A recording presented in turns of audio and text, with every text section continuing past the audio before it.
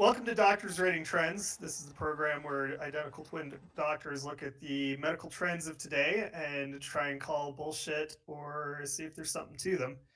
My name is Jess Jones. I have an MD that I then used in the venture capital space to professionally look at companies and call bullshit on their technologies or to potentially put a bunch of money behind them. So, with me, as always, is Jackson Jones.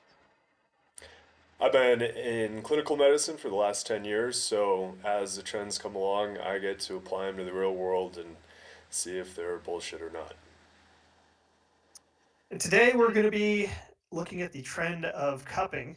And I don't know if you can call it a trend if it's been around for many thousands of years, but we're going to get into it and take a look. So, cupping, it's something you've seen. A lot of people do it. Any person who's trying to project to the world that they're in really good shape and they're high performers and need to have some sort of a recovery, you're going to see cupping circles on them. It's about as exciting as looking at crop circles, and probably about as valid as a crop circle for meaning that there's something greater out there. But since the most important people in the world, namely the actors and athletes, are doing it, it's something that we're going to be taking a look at. So, first of all, it's important to understand that this is a very, very old practice.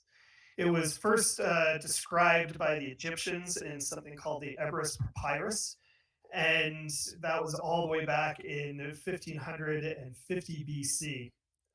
You can see in this pic on the left is a couple of cups, and on the right of the pic, you can actually see some needles that they were using on the right side of that circle there.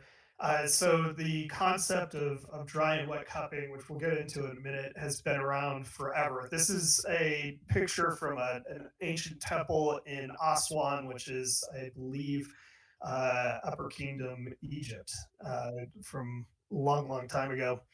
And that was passed down from Egypt to a variety of different societies. You've seen it in Eastern, all the way out in China medicine. It was passed down, for instance, to the Muslim culture, and was even recommended by the Prophet Muhammad. And you can see in some of their old paintings the practice of cupping. So this again was started a long, long time ago, and just hasn't been questioned. It's been used for through many, many different societies over time. So the question is, how does it work? You take a cup and put a hot source inside of it, and oftentimes it's just some sort of a fire on a stick. There's other ways that they can do it where they actually burn things inside of the cup, and you heat up the air inside of the cup, and you put it down on the back. And when you put it on the back, when the air cools, it actually contracts and then sucks the skin up into it, and that sucks a lot of blood up into the skin, which creates that red flushing or bruising, depending on how hard it's going. And putting that there for 3 minutes is something called dry cupping, and that's a really common way that people go. But if you really want to get into it and go down the ancient road, you actually get a little scalpel. You start making little cuts after the first round of dry cupping, and then you put the cups back on, and that is called wet cupping. Wet because you're going to be actively sucking blood out of the skin. And sometimes, if you can look online, and some of these cups actually kind of fill up with blood.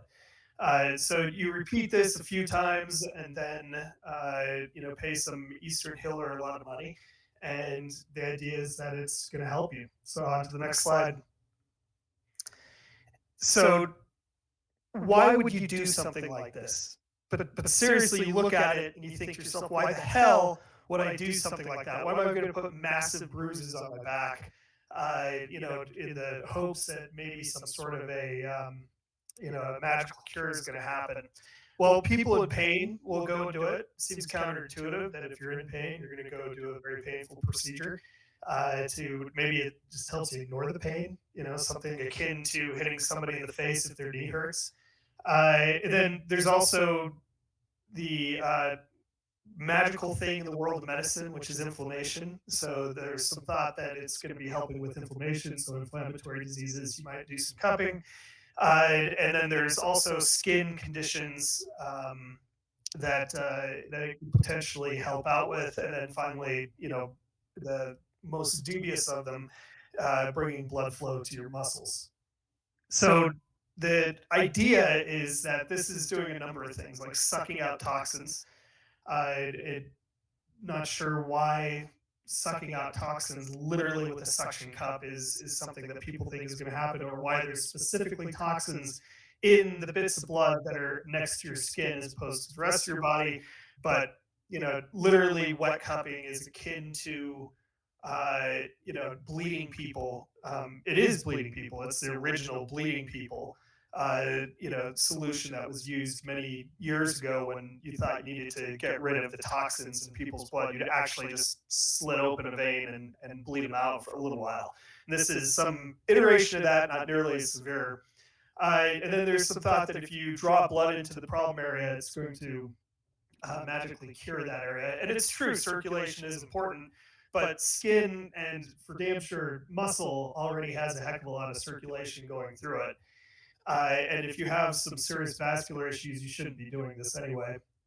There's also some thought that it increases your pain thresholds, so you're actually training your body to, put up with more pain. Again, drawing blood to the problem areas and increasing pain thresholds. It kind of sounds like an old Indian burn. You could also probably do the same thing with spanking.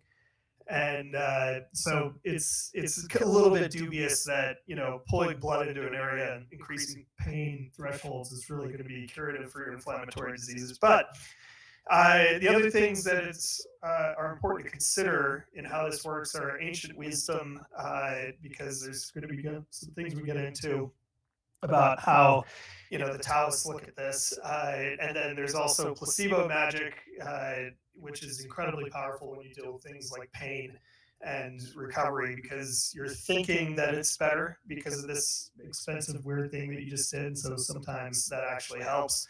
And then the other thing to consider is that oftentimes it's combined with other therapies. And so specifically, oftentimes people will go in and get massages with their cupping. So the magical effects of the cupping are really just cupping, Tarzaning off the balls of a good massage. Next slide.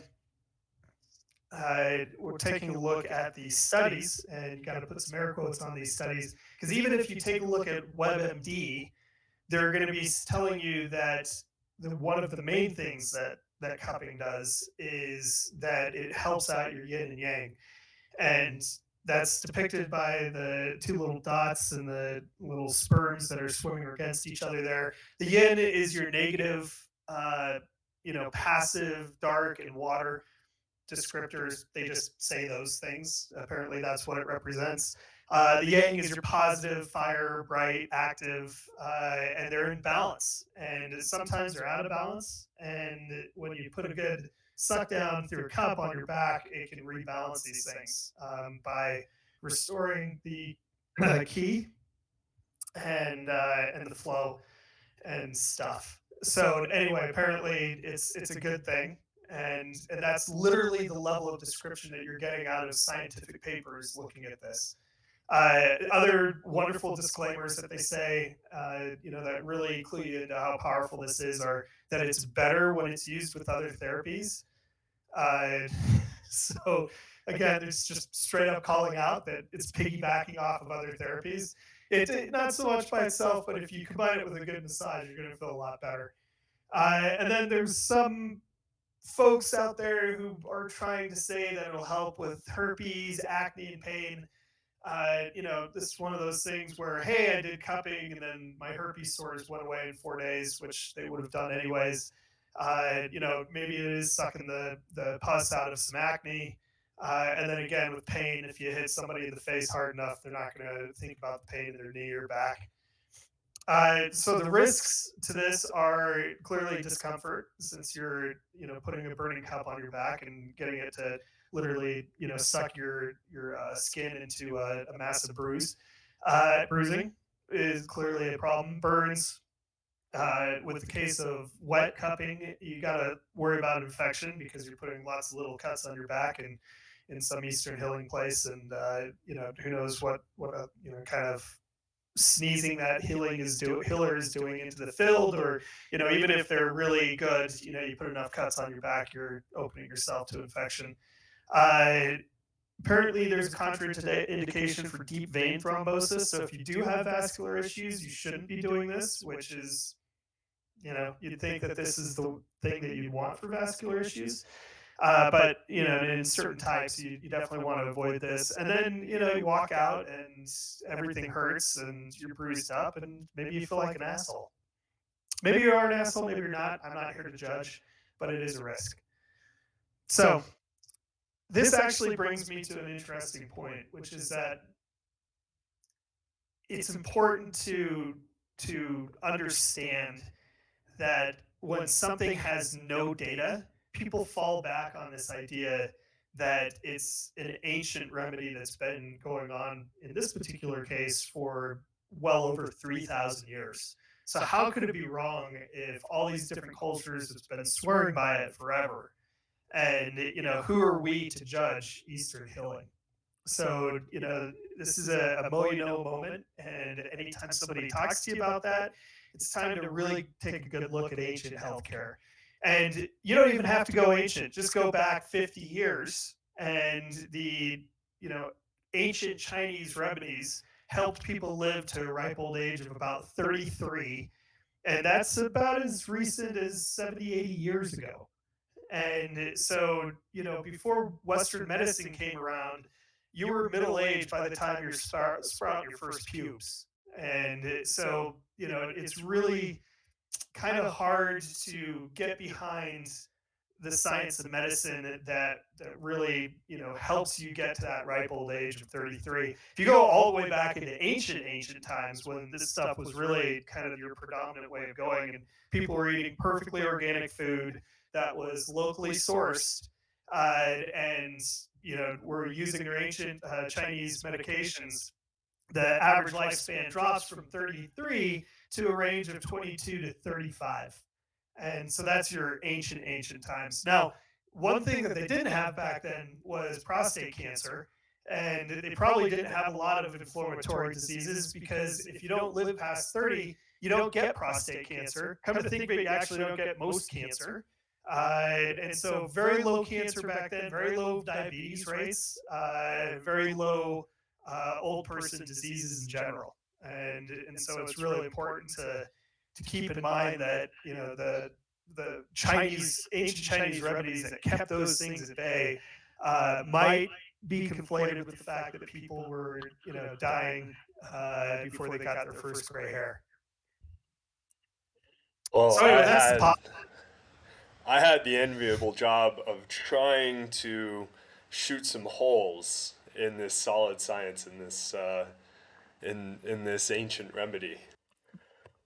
So probably the best depiction of what cupping does in the modern world was in Indiana Jones and the Last Crusade, where they found the cup of Christ, and this cup held all elements and created eternal life. So this was about the same amount of science and about the same depiction of cupping that we get from the literature.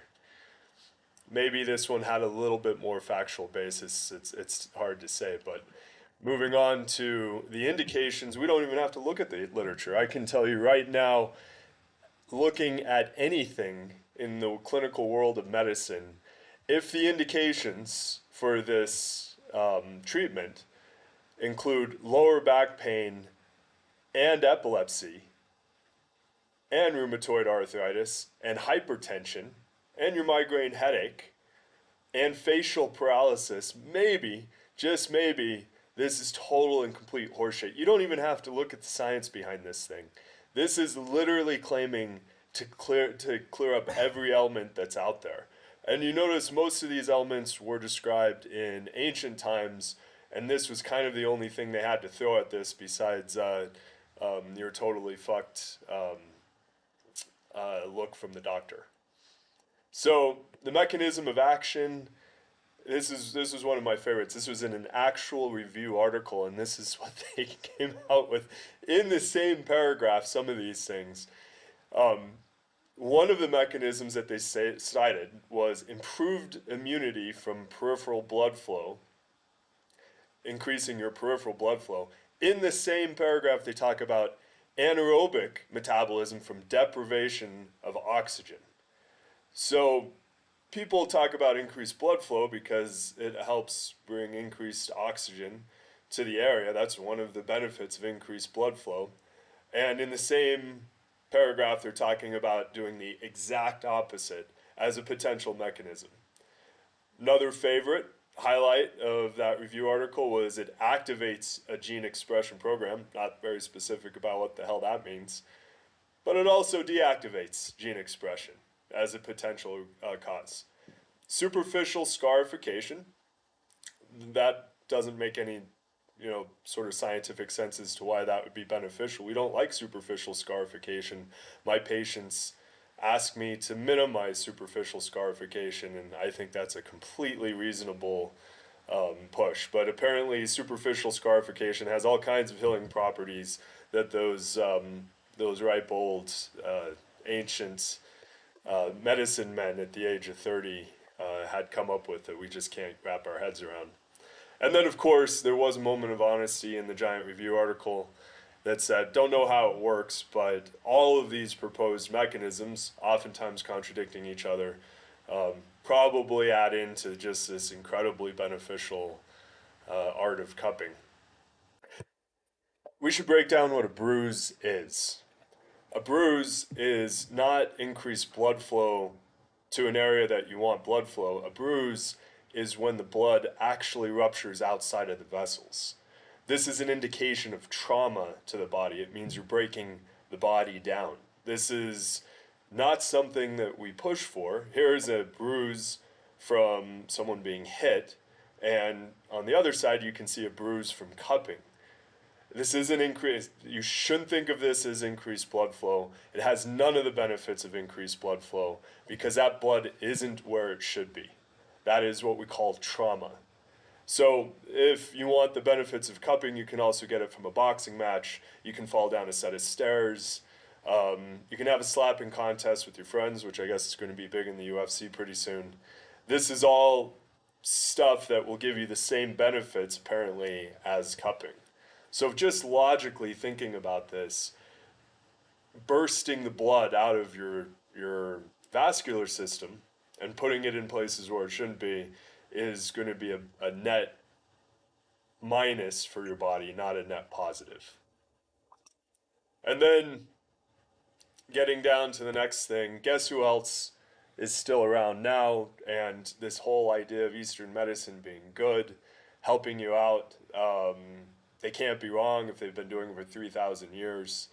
There is still people that are bloodletting right now. It's out there in India. They're talking about it in the literature in India. It came around the same papyrus that talked about cupping also talked about bloodletting. It's been around for the same amount of time. As you saw with wet cupping, it's essentially the same thing as bloodletting. And as we talked about with bruising, what cupping is bloodletting, only the blood is trapped underneath your skin rather than just letting it flow freely out. We've known for quite some time that bloodletting is ridiculous.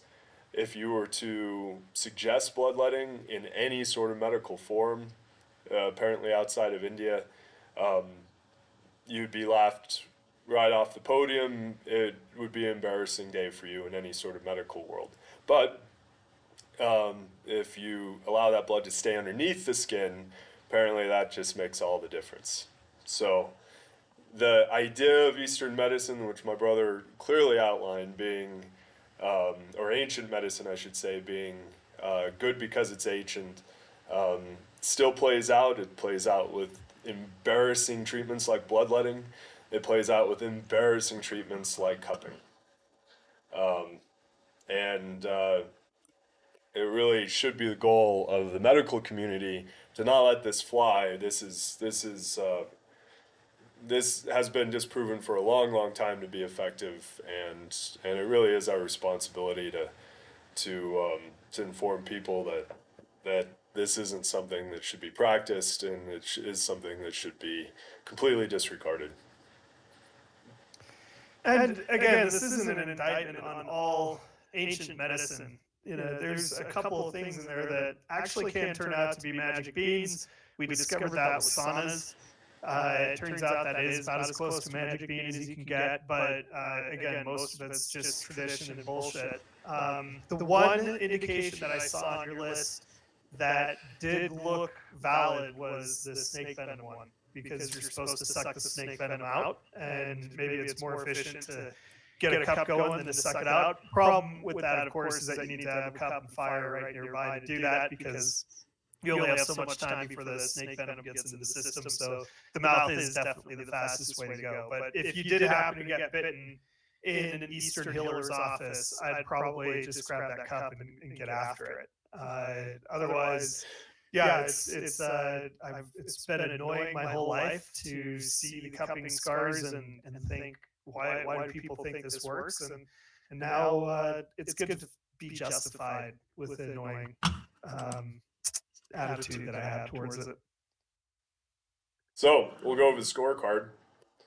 I'll go ahead and start with common sense. This made absolutely no sense to me that making superficial trauma to the body was a net benefit. It became so common practice that I was really excited to see what I might have been missing in the literature. But from a common sense standpoint, this never made any sense. And I always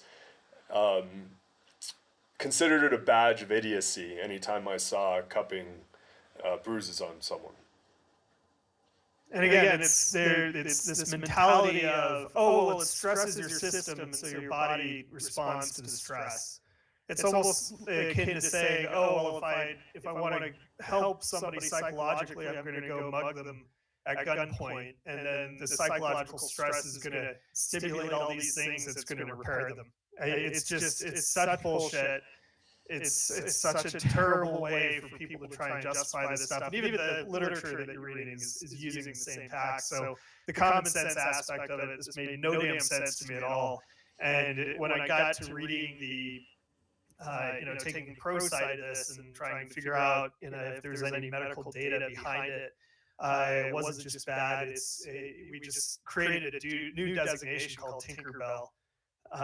So when it's so bad that they're actually trying to use words like yin and yang, and this represents your fire, and represents your other thing. The other one represents water, and I mean, it's so goddamn Tinkerbell at that stage. The difference is Tinkerbell had a bag of dust that you can throw on stuff. Maybe it's blow, maybe it's Molly, maybe it's smelling salts. There might be something in that dust, in that magic dust that she's putting out there, that has some sort of remedy. But when you start going towards, it's gonna, up your yin so that it can counterbalance your yang. I mean, in retrospect, I want to give it two Tinkerbells. If we could find a picture of Tinkerbell with a club and a whip, then that would have been even better for this. So this is because even dust on you doesn't do anything. This is a Tinkerbell that's literally beating the shit out of you and then saying that it's got benefits down the road. So yeah, I like that. the literature was just straight up embarrassing. The idea that it actually made it into a medical journal was really an indictment of the modern medical world than anything else. The idea that would even venture into anything that claimed to have use the word science. So the evidence completely supported. Yeah, a little too inclusive. This really goes back before the Renaissance. It took a long time for the Renaissance to get rid of bloodletting and some of these other things. I mean, John Hunter, the whole purpose, the whole drive that he created with modern medicine was to get rid of exactly this and make it go away. And then and then give us things that are scientifically proven, like antibiotics and surgery and things that work. Who's John Hunter? John Hunter was kind of the father of modern medicine. He was a surgeon back in the late 1600s. He did a lot of things. He and his brother discovered the lymphatic system. They really kind of pushed a lot of modern science. They raided graves for doing anatomy lessons. He described a lot of the creatures that Cook brought back and looked at anatomy, a lot of zoology. But most important, the way that medicine was taught, the way that medicine was thought about, putting the scientific method to discovery in the world of medicine. He was the guy that started that. And all medical schools that started in the United States were based off of the John Hunter method. John Hunter would be rolling in his grave if he saw cupping. Well, Would I do it? I think we. I think that's pretty clear. Go ahead. Sorry. I Yeah. was just going to say, would I do it? I think you and I have made that pretty clear. What I would do is completely ridicule anyone I saw cupping. That's about as far as I would take it. Big hell no for me. And that'll do it for cupping. We'll see you next time.